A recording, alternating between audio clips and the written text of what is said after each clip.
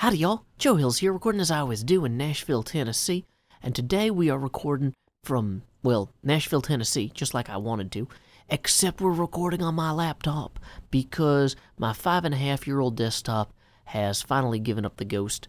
I got back from PAX South, and the thing won't boot, but you know what? Bought it from parts that you guys helped me afford back in July, I guess, of 2012. My birthday, a lot of you guys chipped in. Some of you guys might still be watching. Some of you guys might not have been around yet. Some of you guys might not have been born, like my daughter. She's born now. She's good at it. But anyway, so, I'd been planning to replace the machine at some point in the indefinite future, and that seemed like a good plan until it suddenly gave up the ghost. So now that it has done that, I've gone ahead and I've ordered an external GPU so that we can try and, well, not an external GPU. Basically, the only part of the computer that's been really updated recently is I got a new graphics card about a year and a half ago for Father's Day. Bought it for myself, and that's the great thing about being married, is that you reach a point where for your birthday and for holidays, all you need to do is be like, hey, for a gift to me, can I spend my money on this expensive thing I really want without it being a thing? And then it's not a thing. What a great holiday. Anyway, no, my wife is great. I shouldn't complain. Where was I? Yes, the graphics card. Oh yeah, I wanted to do some mining this episode so that we can turn down our render distance a bit here. 5 chunks. That's more than enough for underground. But whoosh, there we go. So anyway, the graphics card in the desktop is still good. So what I figure I'll do is I will, whoops. Is auto jump enabled? Goodbye, auto jump. We knew you well. Actually, we didn't really know you at all. But you were pretty terrible while we did know you. So we got rid of you. Goodbye. Let's see. Anyway, where was I? Yeah, so the graphics card I have is still good, which is nice because graphics cards are expensive. The motherboard and processor and RAM would all need to be replaced, and at this point it'd probably be about time to start looking at replacing the hard drive that I was running the operating system off of, because that thing was 80 gigabytes and was constantly filling up. So yeah, that's gonna be a thing. So I don't know, I was looking at all these expenses, and it'd be about $1,000 or so to replace the computer, or at least to replace the parts that I'd need to replace immediately. And I did some thinking about that, and I realized, I could get this external GPU enclosure for the laptop, and hopefully that'd hold me over. It'll only be about $300, but that way I could wait until I've actually, been able to save money properly for the new desktop and what have you. Plus, in the long term, I think I'd really like to consolidate down to just having a good laptop, because I have to have a good laptop anyway, because I do all my editing at night from home, whereas I do my recording in the studio, and I could just bring the laptop to and from the studio, right? That's easy enough. But, anyway, so we will see how that goes. Let's see. I should probably, talk a little bit about PAX.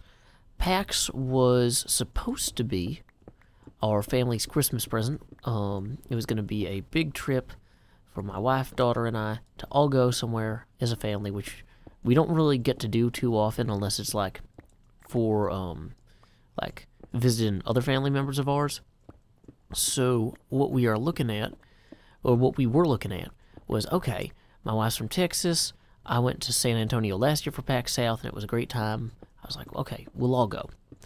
But my wife had to take a slightly later flight than the rest of us because of her work schedule. And there was a big storm that rolled through Tennessee. Corinne and I actually had to move our flight even earlier than original. Originally, we were supposed to fly out, at around 7 in the morning, and it was going to be a nonstop flight, just directly from Nashville to San Antonio. Well, instead, we had to wake up at 2:30 in the morning to fly out to San Antonio through Houston. So, it's like, okay, we get there and we get to our hotel. They let us check in our bags, but we can't actually go into our room because it's not ready yet. And that's fine because it's like, 10 in the morning by the time we actually get there, thanks to the stopover and everything. So, you know, I say, okay, well, we'll come back and see if you guys have any early check-ins later.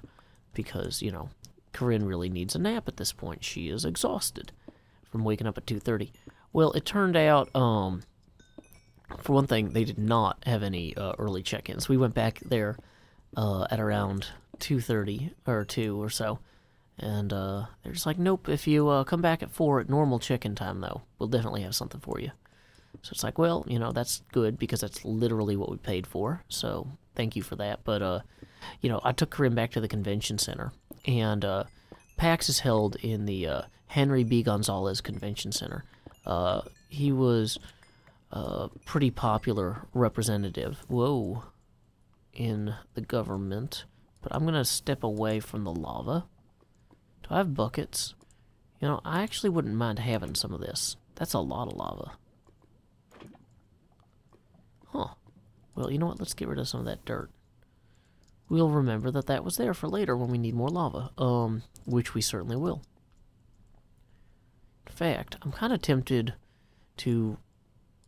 I should have brought some of those, what do you call them? The big fancy shulker boxes. Of course, all my shulker boxes are full, so I did not do that. You know, I also shouldn't trust that other people know how to properly enclose their tunnels and light everything. Like, what if there's mobs over here? Oh, hey. That's probably the same lava pool. That's neat. What level are we at? 14, 12. Okay, so we're about... Whoa. We're about diamond level, but... You know, that's fine. Anyway. So, you know, let me roll back, though. So we get to the convention center at around 10 a.m., and Corinne is exhausted. And when we walk in, I immediately see some people I know and start talking to them. And Corinne gets upset. She's completely tired, and she just wants to go do something. So I start showing her all the stuff around the convention center, and she's just like, Daddy, why didn't you tell me this was going to be boring and terrible? And luckily later on in the weekend, she was a lot better. But just in the immediate arrival, she was pretty disappointed by everything. So by 3 o'clock, I had her sitting. She found a chair that spun around, and she would just lie on this chair in one of the hallways, kick in the wall next to her to spin herself. Like, she's just lying on her stomach, spinning in this chair. And she says to me, Daddy, how many minutes until the hotel room opens? And I say, 55 minutes, Corinne. She goes, okay, Daddy, I'm going to spin in this chair for 55 minutes. And then she just keeps slowly, depressingly spinning herself in this little chair. And it was just kind of like, aw. So then I bought her some Italian ice, and she was happy about that.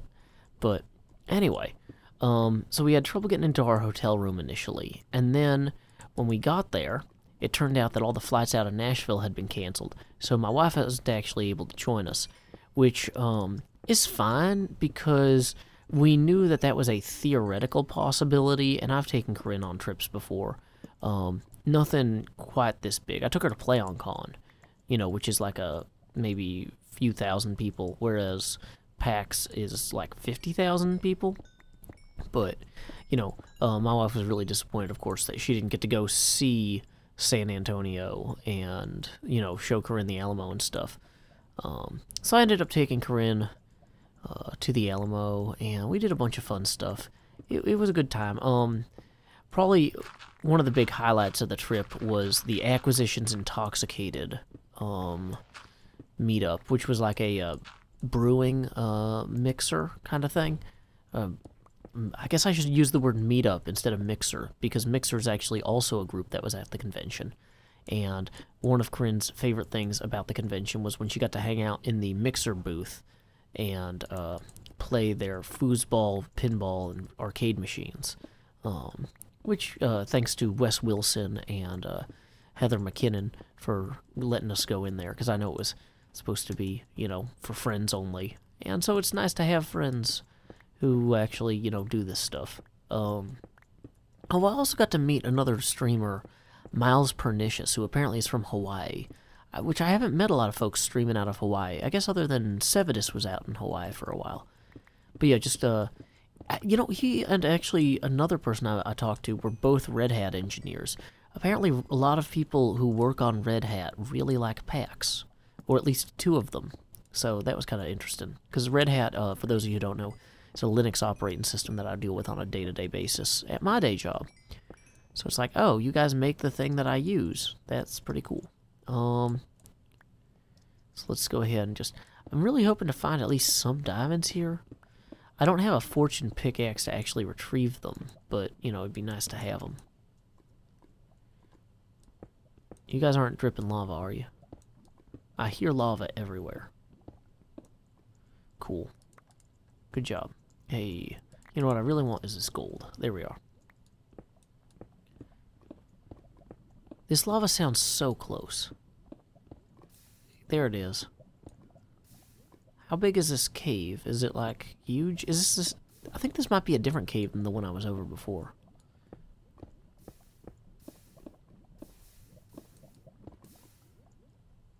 Wow, this place is pretty big. Any diamonds around? That'd be nice.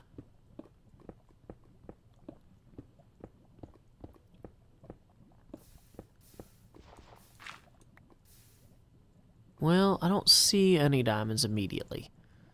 And that's okay, you know. Sometimes that's the way life is. You know what I'm kind of thinking, though? Is maybe what I should do is I should take some of these buckets of lava that I'm carrying with me and just use them as a light source instead and then retrieve them later. If that makes any sense. Probably doesn't. Hold on. Watch what I mean. So I'll just take this bucket of lava here and retrieve this torch. And now I have lava lamp. Lava lamp. Lava lamp. It's very sophisticated. Lava lamp. A lava lamp. Yeah. Anyway. So that's the core concept there. But yeah, so even though my wife wasn't able to join us, we did go to the Alamo, and, you know, we had told Corinne in advance, you know, that the Alamo has a lot of special rules. It's a church, and a lot of people died there. And we looked at the timeline and the pictures of the battle and talked about Santa Ana. And Corinne just assumed Santa Ana was a girl, probably because her name is Anna, which is actually a mispronouncing because it's, you know, a guy named Santa Ana. But anyway, yeah, that was... But yeah, she was just like, why didn't the police stop him from taking over? And it's like, well, because he was the government. He was a dictator. And, you know, she got to see all the cool artifacts and stuff from back in the day. But she was very well behaved at the Alamo, which made me really happy. So I bought her and Marion both coonskin caps to remember the place by. Although Marion obviously wouldn't remember it because she couldn't go. But, you know, we wanted to get her a gift, you know, to make up for the fact that she had missed out. So, that was fun. And then, let's see. Other things about the Alamo. Oh. This is fancy. Are there mobs down here? Apparently this is somebody's, like, monster fighting area. Because I hear monsters, and it's poorly lit. So, when I say somebody's gonna fight monsters there, I mean somebody, not me. Nope, nope, nope. Let's go ahead and actually bring back a lot of what we've got so far. I mean, the fact that I was able to recover any lapis at all is really good. Yeah, where was I? San Antonio. Other things I took Corinne out to. Well, her aunt was also going to be meeting up with us on the trip, and so we still got to see her, which Corinne really enjoyed. But, you know, one thing that I didn't appreciate last time I went to San Antonio for PAX was how amazing the park is right outside the convention center. Like, Corinne was in a much better mood the next 2 days because she actually got sleep overnight and stuff. But, man, there is this beautiful park that houses the Tower of the Americas, as well as, like, a bunch of other neat stuff just south of the convention center. And by a bunch of neat stuff, I mean, like, waterfalls and fountains and sculptures. it's just a park full of really interesting structural pieces combined with excellent applications of water and light. And so for a child, this is great. We ended up taking a bunch of pictures there too, which, you know, I might actually put on the screen now since I'm running upstairs and it looks jagged and terrible anyway. So, let's see. While we're here, welcome to Furnace House. We're going to go ahead and toss some of these coal blocks in here. Oh, probably should have thought of that already. Whatever.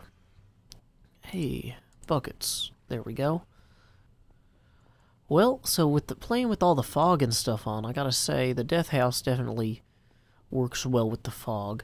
I'm suspecting the castle would look better too. I seem to remember the fog being foggier a long time ago. Like, it just kind of fades to blue now rather than fading into, like, gray. But maybe that's just underground that the fog is really gray. I don't know. But yeah, what we're going to do is we're going to take all the extra stone that we gathered and leave it in one of our castle storage areas so we can continue work on the walls there. Yeah, operating above ground is definitely a lot less pretty than operating underground with the laptop. I'm hoping once I get the external GPU, that'll move a lot of the heat generation outside of the central unit, allow the CPU to run faster. Also, whoa, should allow me to do some other things with the encoding of the video. That'll be a lot smoother. So, we'll see how that goes. But, you know, if you've ever considered backing me on Patreon or sending me money via paypal.me/JoeHills, good time to do it since I'm going to probably be making a major purchase in the near future to accommodate the computer costs. Okay, so I was thinking if I brought this redstone ore here, we might be able to use that for like a bloody floor somewhere. I don't know. There's something there. It's an interesting concept. You know, some of these sea lanterns, though, might also be usable on our Rubik's Cube, because we got some torches there that are still pretty old. Wow. Yeah, everything is just a little bit stutterier than I'm used to. But, yeah, this'll be better soon. Through the fog, the Red Sky Bay side emerges, and with sea lanterns in hand, we are prepared now to, I don't know, improve it. That's the best thing you can do. I mean, if you're going to be prepared anyway. So, yeah, that's why Boy Scout Eagle projects, a lot of them are about, like, improvements on places. But, yeah. Anyway, so you come up here and you're like, oh, yeah, these lanterns, they look great. But you know what? What about over there? Do those lanterns look great? No, they don't have lanterns. What about up here? Whoa, that's actually a roof thing. Boom. No lanterns to look great at all up here. So we can just kind of take these, pop them out, and replace them. Nice and easy. Now, I wonder, is that the case with all of this tier here? Yeah, see, this one doesn't even have them. And, yeah, that one over there doesn't either, it looks like. It's interesting. I don't know. Huh, so this one has the torches on this side. Probably because I used the torches when I was creating the lines. And then, if I was creating them from the other angle, I didn't need to. That's interesting regardless. So, either way, thank you guys so much for joining me today on this test video. Feel free to leave comments of support, or anger, or dismay, or whatever you like in the YouTube comment section below. Until next time, y'all, this is Joe Hills from Nashville, Tennessee. Keep adventuring.